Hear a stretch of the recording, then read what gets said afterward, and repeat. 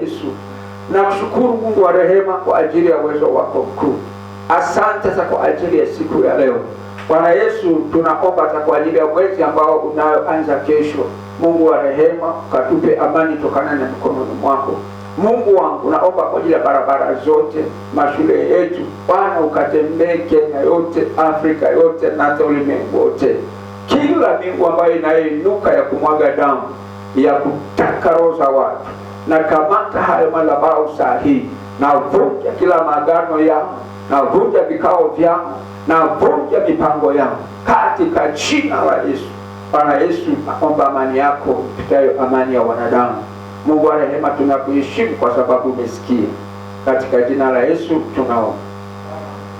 Amen. Thank you.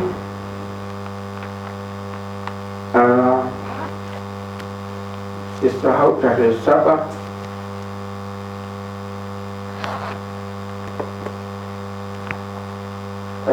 ndio kutakuwa na hili pulu.